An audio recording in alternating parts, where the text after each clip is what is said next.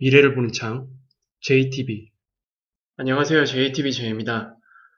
오늘은 옐런이 이제 조기 테이퍼링 가능성에 불을 지폈는데 이 부분에 대해서 살펴보도록 할 예정입니다.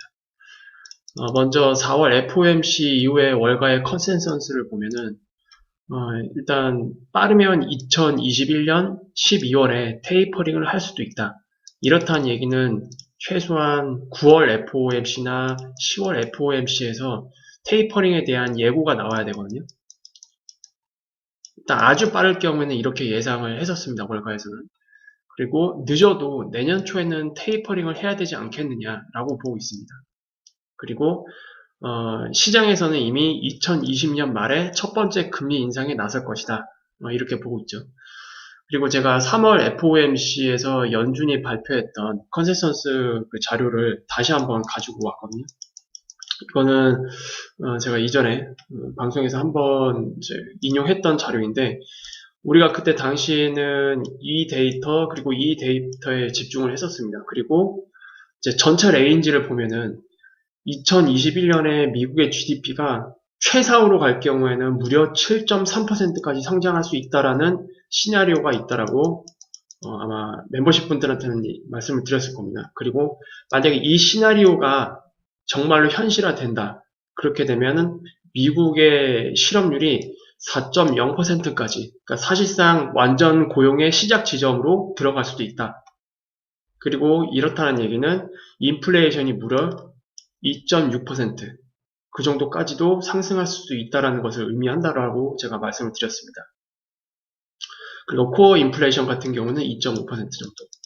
그래서 일단 기존의 연준에서는 이건 그냥 최소와 최대치 전체 레인지고 그 중심 영역의 그 값을 보면은 올해는 6.5% 정도 GDP 성장이 예상이 되고 그다음에 인플레이션은 뭐 2.4 정도, 코어 인플레이션 같은 경우는 2.2%, 그리고 실업률은 4.5% 정도까지 낮아질 수 있다라는 그런 컨센서스가 만들어졌었는데 지금 이제 3월 FOMC 이후 약 2달이 좀 안 됐죠. 근데 그 과정에서 발표되는 경제 지표들, 그리고 기업들의 실적 발표들, 이 내용을 보면 너무 좋습니다. 너무 좋아요. 너무 좋아서 문제가 되고 있습니다, 지금. 일단 미국의 2021년 GDP 성장률은 7%를 예상을 하고 있습니다. 이게 어제 기사로 나왔었죠. 파월이 전국 지역 재투자 연합 연설에서 경제 전망이 확실히 밝아졌다. 그러니까 연준이 판단하는 이 경기 상태가 상당한 좀 진전이 이루어지고 있다. 지금 이게 현재 진행형 과정입니다. 그리고 위기에서 완전히 벗어나지는 못했지만 실질적인 진전을 이루고 있다. 코멘트 달렸고요.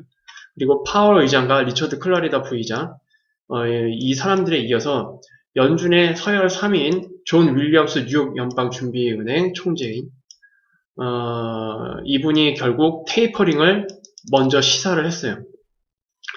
화상회의에서 이 사람이 어떻게 언급을 했냐면 주택 금융업계 여성들 연례 총회에 참석해서 완화적인 금융 환경과 강력한 재정 지원 그리고 백신 공급, 이게 3박자죠.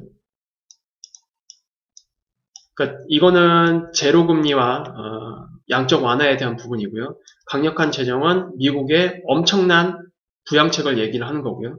그리고 거기에 빠른 백신 공급. 이 세 가지 요소가 딱 맞아 떨어지면서 올해 성장률이 미국이 아예 폭발할 것 같다.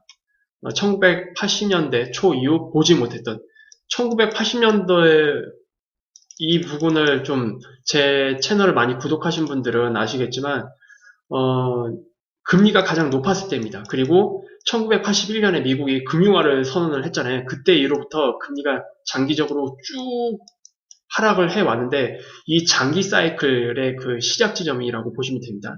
그때 이후 한 번도 보지 못한 수준으로 경제 성장률이 올해 나올 것 같다라고 얘기를 했습니다. 그래서 결과적으로 7%, 아까 연준이 최대치로 잡아놨던 게 7.3%였잖아요. 거의 이 수준에 육박할 것 같다라는 전망치가 이제 서서히 나오고 있어요. 그러니까 그게 현실화된다는 얘기는 올해 연말에 미국의 실업률이 4.0에서 4.2 요 레인지까지도 내려갈 수도 있다라는 뜻이고요. 그리고 인플레이션 같은 경우에는 2.5를 전후로 해서 이 수준까지도 올라갈 수도 있다라고 보시면 됩니다. 일단 지금 보여주는 뭐 여러 가지 전망치들 그리고 데이터들 기준으로 그렇게 나오고 있어요. 그리고 옐런이 어제 여기에 그냥 불을 지폈죠. 정부의 강력한 부양책으로 인한 미국의 경제의 성장세를 억제하기 위해 금리가 조금은 인상을 해야 할 수도 있다. 그러니까 지금 미국이 경제 성장률이 엄청나게 지금 거의 포텐이 터지고 있는 상황인데 급성장세를 억제하기 위한, 왜냐면 너무 성장이 빠르게 되면 인플레이션 문제가 없을 수가 없고요. 그리고 이런 것들은 전체적으로 장기적인 관점에서 안 좋은 영향을 미칠 수도 있기 때문에, 그래서 지금은 오히려 미국은 성장률을 억제해야 되는 그런 아이러니한 그런 상황에 지금 빠지고 있는 상태입니다. 그래서 결과적으로 옐런이 이전까지는 인플레이션 걱정 없다 라고 얘기를 했지만 이제는 조금은 걱정은 되나 봐요. 실제 데이터들 이런 것들이 이게 단발성이 아닌 것 같은데 라는 데이터들이 지금 형성이 되고 있기 때문에, 그래서 결과적으로 금리 인상을 결국은 해야 될 수도 있다. 이런 것들로 인플레이션을 잡고 급성장세를 조금 속도 조절해주는 그런 방향으로 가야 될 수도 있다라고 재무장관 입에서 어제 이 이야기를 꺼낸 겁니다. 그리고 우리 경제가 과열되지 않도록, 그러니까 결국 이거예요. 빠른 과열은 결과적으로 또 긴축을 또 암시를 하고, 그러니까 골디락스 경제가 가장 좋거든요. 근데 그 골디락스 경제를 넘어서 과열로 가게 되면 사이클이 생각보다 빨리 꺾일 수도 있습니다. 그거를 우려를 하는 건데, 이거를 막기 위해서 금리가 다소 상승해야 할 것입니다 라고 옐런이 어제 대서양 열린 경제 포럼에서 이야기를 했어요. 추가 재정 지출은, 이건 이제 부양책을 얘기를 하는 거죠. 경제 규모에 비해서 상대적으로 적긴 하지만 약간의 금리 인상을 초래할 수도 있다. 왜냐하면 이 엄청난 부양책, 이것 때문에 우리 경제가 경쟁력을 갖추고 생산성을 높이는 데 필요한 투자이긴 한데, 이것 때문에 너무 빨리 성장할 것으로 생각이 되니까. 그래서 요것 때문에 약간의 금리 인상을 초래할 수도 있다. 그리고 미국의 경제는 1분기 GDP 성장률이 6.4%로 불타고 있다.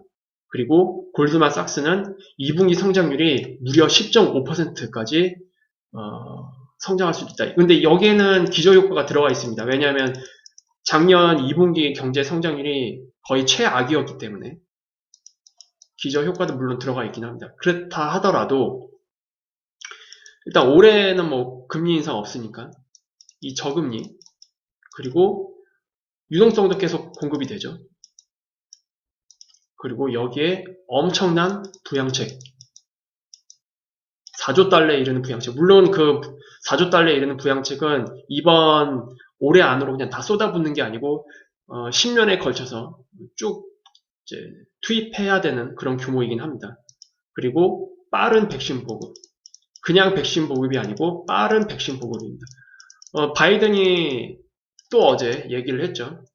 7월 달까지 미국의 백신 접종률을 7%까지 올리겠다는 겁니다. 이게 목표래요. 그렇다는 얘기는 뭐 한 연말까지 갈 필요도 없죠.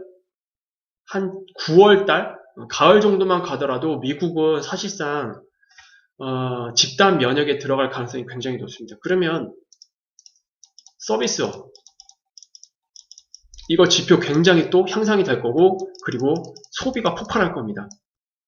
그래서 이 급성장, 미국의 올해 경제 성장률이 7%에 이를 수도 있다라는 얘기, 그리고 인플레이션이 좀 가파르게 올라올 수 있다라는 그런 컨센서스가 지금 형성이 되고 있습니다.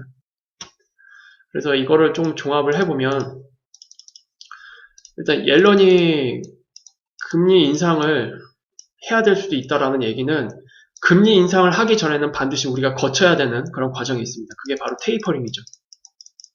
그래서 어제 이런 내용들이 나오면서 시장이 단발적으로 발작을 일으켰어요. 이거 생각보다 빨리 테이퍼링 해야 되는 거 아니야? 라는 상황이 이제 연출이 되면서 미국 시장이 간밤에 갑자기 쭉 떨어졌었죠. 물론 이제 상당히 많은 부분을 회복을 하면서 끝내긴 했습니다. 그리고 오늘도 미국 선물을 보니까 어느 정도 좀 회복이 이어지고 있긴 한데, 이런 것들이 시장의 단기적인 그 조정을 좀 야기할 수 있는 재료가 될 수 있긴 하지만, 아직 지금 현재 구간에서는 시장이 고점을 치고 대세 하락으로 가는 이런 흐름을 만들 것 같지는 않습니다. 일단 기본적으로 시장에서의 가장 큰 모멘텀은 제가 실적이라고 말씀드렸죠. 실적은 올해뿐만이 아니고 지금의 이 나오고 있는 미국의 이 경제 데이터들 그리고 전망치들을 보면은 내년까지도 계속 실적이 좋아질 수밖에 없을 거예요. 정말로 소비가 폭발하는 구간은 하반기가 될 것 같거든요. 그리고 완전 면역, 그러니까 집단 면역에 들어가게 될 경우에는 그때는 이제 관광, 여행, 여기에서도 이제 소비가 폭발을 하게 됩니다. 그게 이제 내년 초 이렇게 넘어가면서 계속 이런 기대감들이 쌓여있고 실제로 실적으로 연결이 될 거기 때문에 시장을 밑으로 하방으로 꺾어 돌리진 않겠지만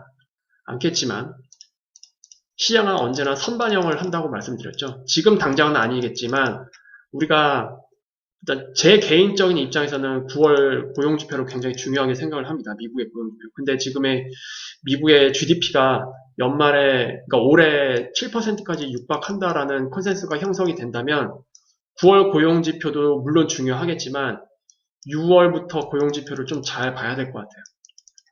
6월달 나오는 고용지표부터. 그래서 6월달의 고용지표뿐만이 아니고 6월 FOMC에서 이제 아까 말씀드렸던 이 지표들 있죠?